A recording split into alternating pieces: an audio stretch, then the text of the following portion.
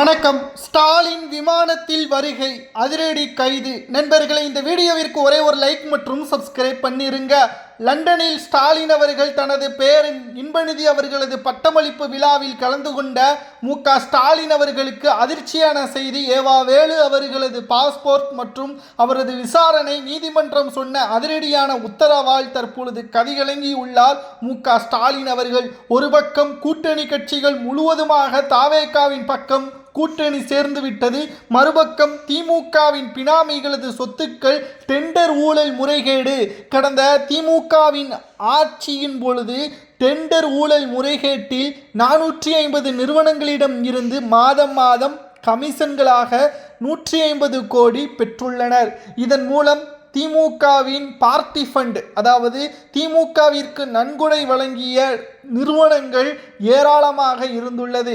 இவர்கள் தானாக முன்வந்து திமுகவிற்கு பணத்தை கொடுக்கவில்லை, அவர்களை ஏமாற்றி அவர்களை மிரட்டி பணங்களை பெற்றுள்ளதாகவும் சில முக்கியமான நிறுவனங்கள் தாவேகாவின் அமைச்சர்களிடம் புகார்கள் கடிதங்கள் மூலமாக வாக்குமூலங்களை கொடுத்துள்ளனர். உடனடியாக திமுகவின் தலைவர் ஸ்டாலின் அவர்கள் சென்னையில் இருக்க வேண்டும். அப்படி அவர் சென்னையில் இல்லை என்றால் விசாரணை அடுத்த கட்டத்திற்கு கொண்டு செல்லப்படும். அது திமுகவில் மாஜி அமைச்சர்கள் ஒவ்வொருவரும், அதாவது தொடர்ச்சியாக மாஜி அமைச்சர்கள் கைது நடவடிக்கை ஏற்றுக்கொள்ளப்பட்டால் தமிழ்நாட்டில் திமுக ஆளும் கட்சியாக வருவதற்கு வாய்ப்பே கிடையாது. மக்கள் திமுகவை முழுவதுமாக ஓரம் கட்டிவிடுவார்கள். எப்படி எம்ஜிஆர் அவர்கள் ஆளும் கட்சியாக கருணாநிதி அவர்களை வரவிடாமல் அவரது ஆளுமையால் மக்களின் ஆதரவால் தமிழ்நாட்டில் அதிமுக தொடர்ச்சியாக வெற்றியடைந்ததோ, அதேபோல் தமிழக அரசியலில் தாவேகாவின் தலைவரும் தமிழக முதல்வருமான விஜய் அவர்களது அரசியல் மக்களின் அரசியலாக மக்களின் ஆட்சியாக அமையும். இதிலிருந்து பாதுகாத்து கொள்ள வேண்டும் என்றால் உடனடியாக ஸ்டாலின் அவர்கள் தமிழ்நாட்டிற்கு வர வேண்டும். அவர் வருகையின் பொழுது அவரை கைது செய்வதற்கு கூட தமிழக அரசு முடிவுகளை மேற்கொள்ளும். ஏனென்றால் லஞ்ச ஒழிப்புத்துறையின் இயக்குநராக நியமிக்கப்பட்ட அருண் IPS அவர்கள் 45 நாட்களிலேயே வேறு ஒரு துறைக்கு மாற்றப்பட்டுள்ளார். போலீஸ் அகாடமியின் இயக்குநராக மாற்றப்பட்டுள்ளார். இதற்கு அவருக்கு எந்த ஒரு பதவியின் அதிகாரமும் கிடையாது. டம்மியான துறைக்கு மாற்றப்பட்டதன் காரணம் வேலு அவர்களது வீட்டில் சோதனையின் பொழுது முன்கூட்டியே அனைத்து தகவல்களையும் தெரிவித்துவிட்டார் அருண் IPS. இது முதல்வர் விஜய் அவர்களுக்கு தெரிந்துவிட்டது. இதனால் உடனடியாக இரவோடு இரவாக அருண் IPS அதிகாரியை இடமாற்றி புதிய ஒரு லஞ்ச ஒழிப்புத்துறையின் இயக்குனர் பெண் அதிகாரியை நியமித்துள்ளார். இதனால் விசாரணை என்பது திமுகவிற்கு எதிராகவே மாறும். ஏற்கனவே இன்று லஞ்ச ஒழிப்புத்துறை அதிகாரிகளிடம் ஆஜரான வேலு அவர்கள் முழு ஒத்துழைப்பை வழங்குவதாகவும் சுமார் 5 மணி நேரம் விசாரணையில் தனது சொத்து பட்டியல்கள் எப்படி வேலு அவர்கள் போடாத சாலையை போட்டதாக 3,75,00,000 முறைகேடு செய்தார், இதற்கு காரணம் என்ன என்பதை எல்லாம் ஆதாரங்களுடன் லஞ்ச ஒழிப்புத்துறை அதிகாரிகள் சேகரித்துள்ளனர். எதற்காக? அப்பொழுது முதல்வராக இருந்த ஸ்டாலின் அவர்கள் வேலு அவர்களது திட்டத்திற்கு கையெழுத்து போட்டார். அப்பொழுது நிதியமைச்சராக இருந்த தங்கம் தென்னரசு அவர்கள் எதை பார்த்து இவருக்கு முழுமையான தொகையை ஒதுக்கீடு செய்தார்? போடப்படாத சாலைக்கு போட்டதாக கணக்கு காட்டப்பட்டு அதற்கான பணங்களை பெற்று டெண்டர்கள் வழங்கப்பட்ட நிறுவனங்களுக்கு பணியை முழுவதுமாக முடிக்காமல் முன்கூட்டிய முழு தொகையும், எந்த ஒரு நிறுவனமும் முன்கூட்டியே பணத்தை பெறமாட்டார்கள். ஆனால் திமுகவின் ஆட்சியில் மட்டும்தான் முன்கூட்டியே அனைத்து பணங்களும் அவர்களது வங்கிக் கணக்கிற்கு சென்றுள்ளது. சுமார் 20% கமிஷன் ஒவ்வொரு நிறுவனமும் திமுகவிற்கு கொடுத்துள்ளதாம். உதாரணத்திற்கு 100 கோடி என்றால் அதில் 20% கிட்டத்தட்ட 20 கோடி திமுகவிற்கு செல்லும். இந்த 20 கோடியில் ஒவ்வொரு அமைச்சர்களுக்கும் ஒவ்வொரு குறிப்பிட்ட தொகையும் செல்லும். இது மிகப்பெரிய அளவிலான முறைகேடு.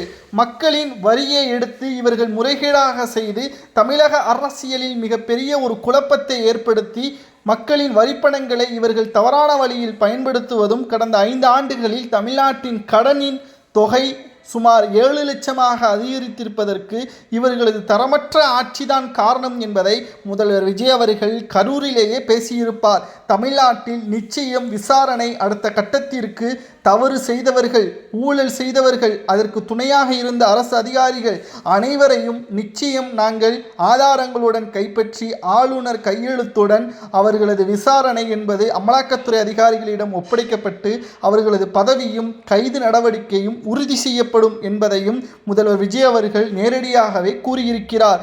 இதனால்தான் தற்பொழுது 20ஆம் தேதி தமிழகத்திற்கு வரக்கூடிய மு.க.ஸ்டாலின் அவர்கள் முன்கூட்டியே அவசரமாக தமிழகத்திற்கு வர உள்ளார்.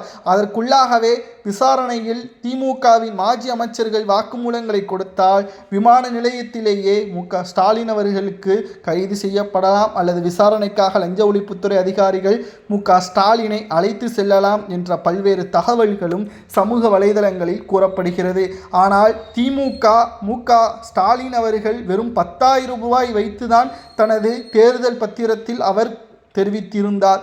ஆனால் லண்டனுக்கு செல்லக்கூடிய பணம் எங்கிருந்து வந்தது? அவரது பேரன் இன்பநிதி அவர்கள் தொடர்ச்சியாக பட தயாரிப்பு நிறுவனங்களை தொடங்கி அதில் சிஓவாகவும் மிக முக்கியமான முன்னணி நடிகர்களை வைத்து படங்களை இயக்குகிறார் என்றால் அதன் பணம் எங்கிருந்து வந்தது?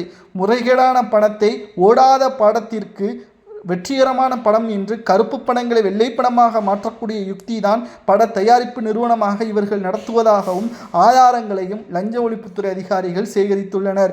இது நிச்சயம் மிக பெரிய அளவிலான ஒரு திருப்பு முனையாக அமையும். திராவிட முன்னேற்ற கழகத்திற்கு மிக பெரிய அளவிலான சிக்கலை இது ஏற்படுத்தும். ஏவா வேலு அவர்களது ஒட்டுமொத்த வாக்குமூலம் சுமார் 5 மணி நேரம். வயதான காலத்தில் அவர் வார்த்தைகளை நேரடியாக கூறமாட்டார். சில வார்த்தைகள் தெரியாமல் கூட அவர் வெளியிடுவார். இதை வைத்து லஞ்ச ஒழிப்புத்துறை அதிகாரிகள் ஏவா வேலு அவர்களது வீட்டிலிருந்து கைப்பற்றப்பட்ட ஆவணங்கள் மற்றும் ஃபைல்கள், குறிப்பாக பத்திரங்கள், இவற்றை வைத்து பினாமிகள் யார், திமுகவிற்கும் மற்ற அமைச்சர்களுக்கும் மாஜி அமைச்சர்களுக்கும் தொடர்பு இருக்கிறதா என்பதையெல்லாம் அனைத்தையும் சேகரித்து திராவிட முன்னேற்ற கழகத்தின் தலைவர் மு.க.ஸ்டாலின் அவர்கள் தமிழ்நாட்டிற்கு வருகை தரும் பொழுது நிச்சயம் அதிரடியான நடவடிக்கை தமிழ்நாட்டில் ஏற்படுத்தப்படும். நிச்சயமாக திராவிட முன்னேற்ற கழகம் இனி வரக்கூடிய ஒவ்வொரு தேர்தல்களிலும் மிகப்பெரிய ஒரு தோல்வியை மட்டும்தான் தழுவும். தமிழக அரசியலில் திருப்பு முனையாக ஏவா வேலு அவர்களது விசாரணை, செந்தில் பாலாஜியின் கைது, அவரது முன்ஜாமீன் ரத்து செய்யப்படும் திராவிட முன்னேற்ற கழகத்திற்கு மிக பெரிய அளவிலான மாற்றங்களையும் தமிழக அரசியலில் உருவாக்கக்கூடிய வகையில் அமையும் என்ற தகவலும் கிடைக்கப்பெற்றுள்ளது. 2026 சட்டசபை தேர்தலில் திமுக தோல்வியடைந்தது எதிர்பாராத ஒரு தோல்வி கிடையாது. திமுகவின் தலைவர் மு.க.ஸ்டாலின் அவர்கள் செய்த தவறு, மக்கள் அவரை முழுமையாக ஏற்றுக்கொள்ளாததன் காரணமாகவும் சிறப்பான நிர்வாக சீர்திருத்த குறைபாட்டின் காரணமாகவும் திமுகவின் தலைவரை கொளத்தூரில் தோல்வியடைய வைத்தனர். தற்பொழுது லண்டனில் இருந்து மு.க.ஸ்டாலின் அவர்கள் அவசரமாக தமிழ்நாட்டிற்கு வருகை தரும் பொழுது அவரிடம் விசாரணை நடத்தப்படும். தமிழக முதல்வர் விஜய் அவர்கள் சிறப்பான ஆட்சியை செய்கிறாரா, அவரது செயல்பாடுகள் சிறப்பாக இருக்கிறதா என்பதை